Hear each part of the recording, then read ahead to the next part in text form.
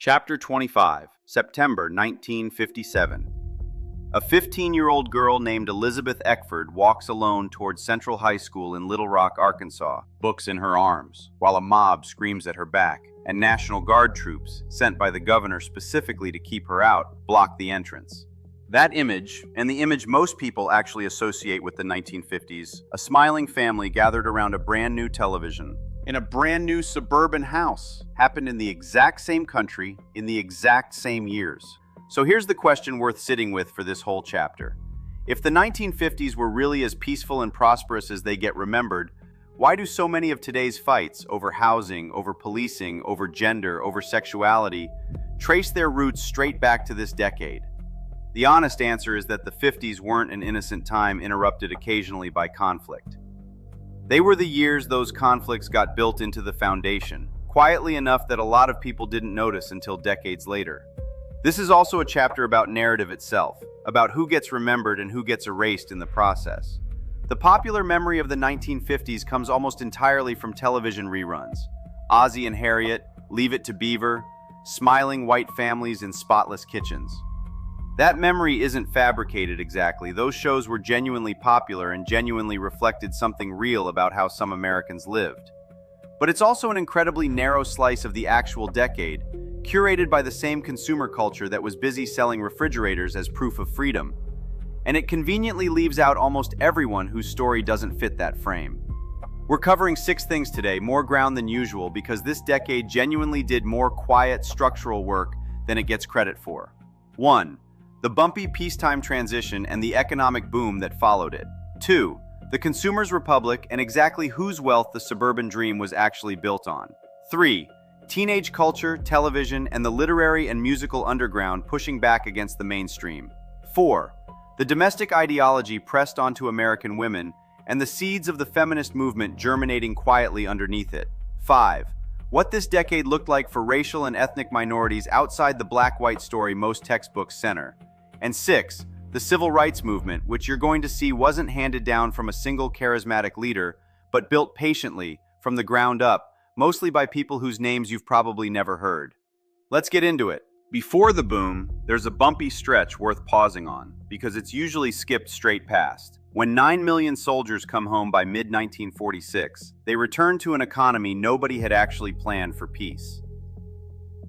Wartime price controls get lifted, and prices spike. Businesses, freed from wartime regulation, chafe against remaining rules.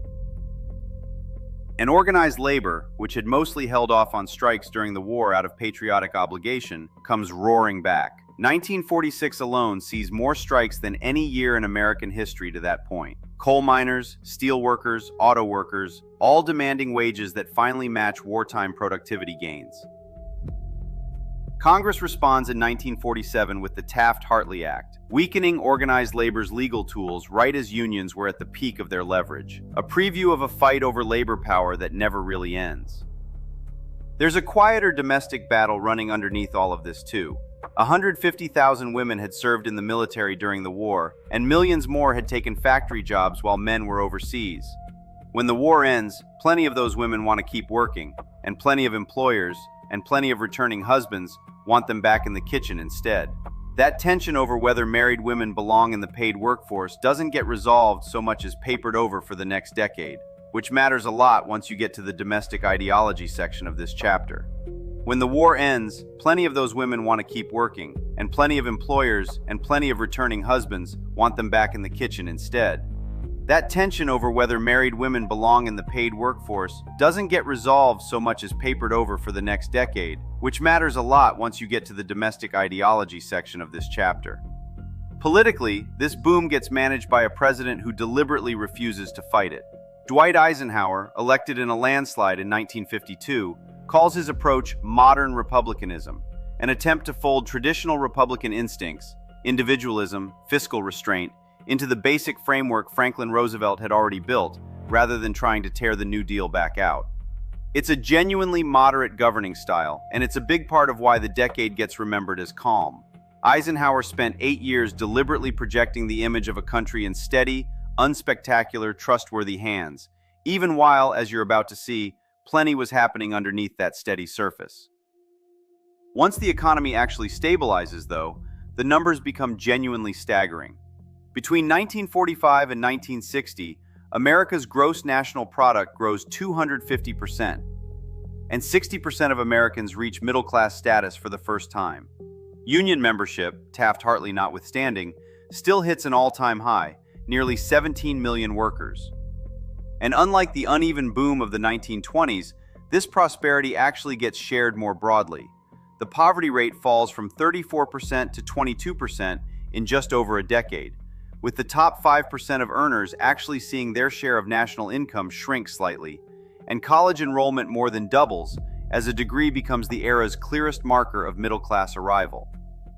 The top 5% of earners actually see their share of national income shrink slightly, and college enrollment more than doubles as a degree becomes the era's clearest marker of middle-class arrival.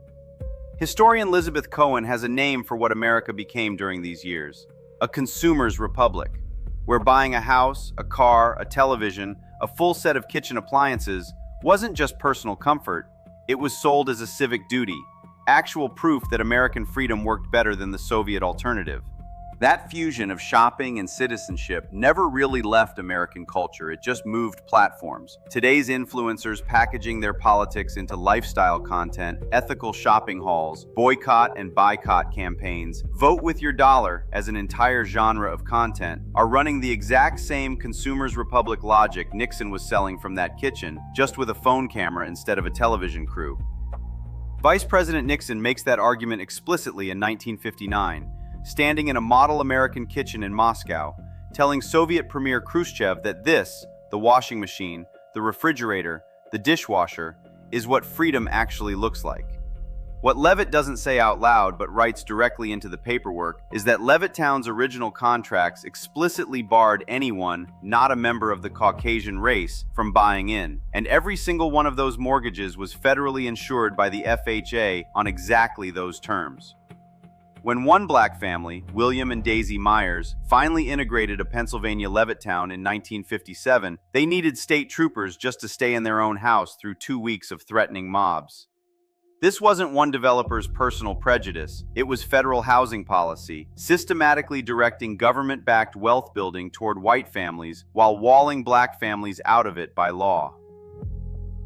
William Levitt supplies the actual houses for this boom, applying Henry Ford's assembly line logic to home construction, dumping building materials at exact 60-foot intervals across bulldozed potato fields, and building entire towns of nearly identical houses at the rate of 36 a day. No man who owns his own house and lot can be a communist, Levitt says. He has too much to do.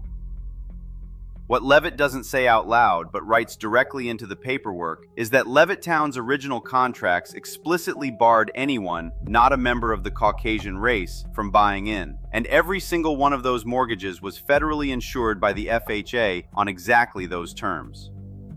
When one black family, William and Daisy Myers, finally integrated a Pennsylvania Levittown in 1957, they needed state troopers just to stay in their own house through 2 weeks of threatening mobs. This wasn't one developer's personal prejudice, it was federal housing policy, systematically directing government-backed wealth building toward white families while walling black families out of it by law. The scale of that federal subsidy is worth putting in real numbers. Between 1946 and 1950 alone, the annual production of new single-family homes nearly doubles, from under 1 million to 1.7 million, almost all of it financed through FHA and VA-backed mortgages that explicitly rated racially mixed or black neighborhoods as poor credit risks, while brand new all-white subdivisions got the government's best lending terms.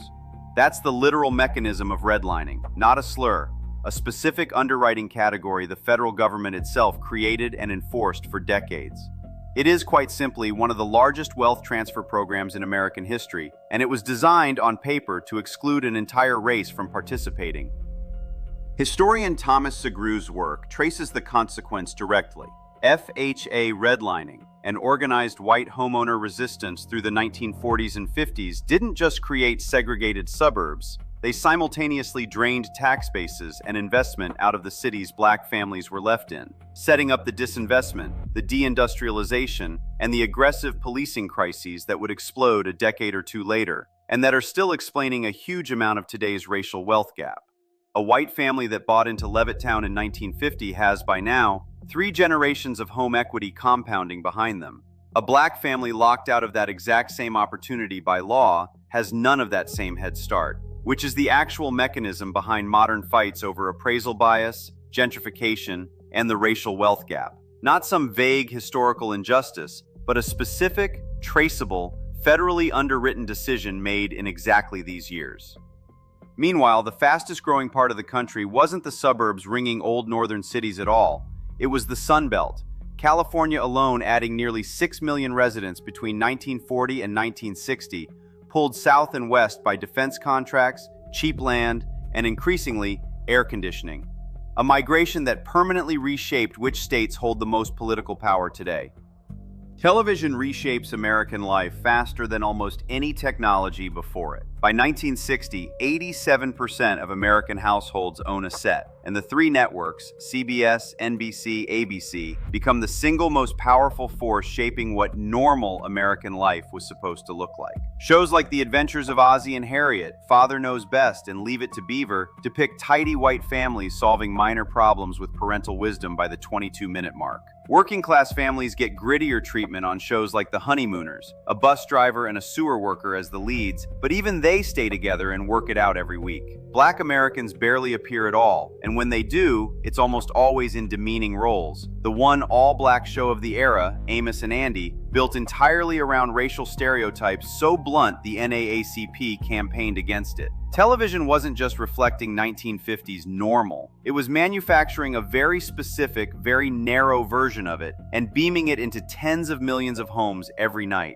Even Tonto, the Lone Ranger's indigenous sidekick, played by Mohawk actor Jay Silverheels, sat inside a genre that mostly cast Native Americans as generic obstacles for heroic cowboys to defeat, one of the only recurring Native characters on national television, functioning largely to reassure white audiences that civilized justice, meaning white justice, had a loyal indigenous ally standing behind it. Underneath that manufactured normal, teenagers become, for the first time in American history, a distinct and enormously lucrative market. $10 billion in spending by 1959 alone. And radio DJ Alan Freed is one of the people who cashes in on it. Taking black rhythm and blues, music white radio had dismissed as race music, rebranding it rock and roll, and turning it into the soundtrack of an entire generation of white teenagers. It's worth treating that the way you'd treat TikTok or YouTube today.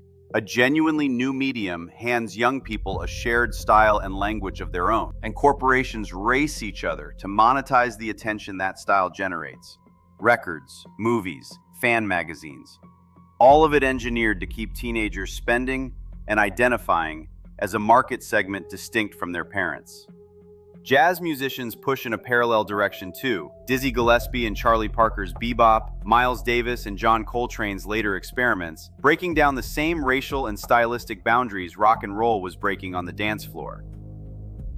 Hollywood cashes in on teenage discontent too. James Dean's brooding, misunderstood teenager in Rebel Without a Cause, and Marlon Brando's leather-jacketed anti-hero in The Wild One give young audiences a fantasy of rebellion the sitcoms never offered. And literature gets there too, sometimes more dangerously. In 1956, a New Hampshire housewife named Grace Metalius publishes Peyton Place, a novel about sex, rape, and incest simmering underneath small-town New England respectability. And it sells 3 million copies in its first year, despite, or because of, critics dismissing her as talentless smut. J.D. Salinger's Holden Caulfield mocks the phoniness of the adult world in Catcher in the Rye. And out on the road, quite literally, Jack Kerouac and Allen Ginsberg and the rest of the beat writers reject the entire suburban consumer package outright. Kerouac's On the Road treating restlessness and improvisation as higher values than a steady job and a mortgage. Ginsberg's Howl, screaming about a generation destroyed by madness under the weight of post-war conformity. None of these were fringe curiosities. They were mainstream bestsellers, evidence that a huge portion of the country was quietly starving for something the Ozzie and Harriet version of America simply didn't offer. And underneath all of that, a genuine underground was already organizing. Researcher Alfred Kinsey publishes data in the early 50s showing Americans' actual sexual behavior looked nothing like the wholesome image on television. Premarital sex, extramarital affairs, all far more common than anyone admitted publicly.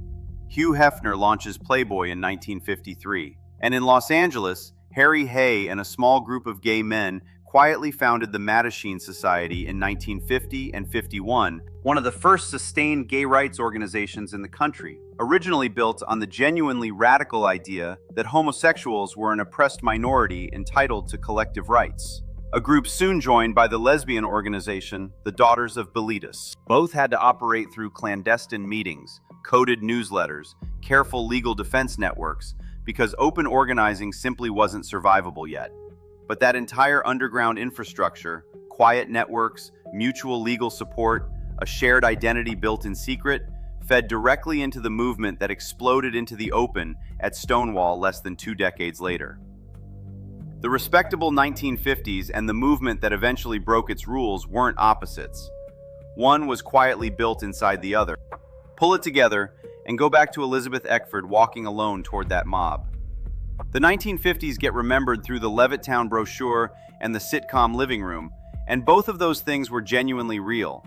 But they were built at the exact same time, by the exact same country, as a bumpy post-war labor fight, federally sanctioned housing discrimination, a rigid domestic script women were quietly rebelling against in private, an underground queer rights movement organizing in total secrecy, mass deportation campaigns, and quiet immigrant rebuilding happening simultaneously in different communities, and a civil rights movement being built patiently by women and teenagers years before most of the country ever learned their names.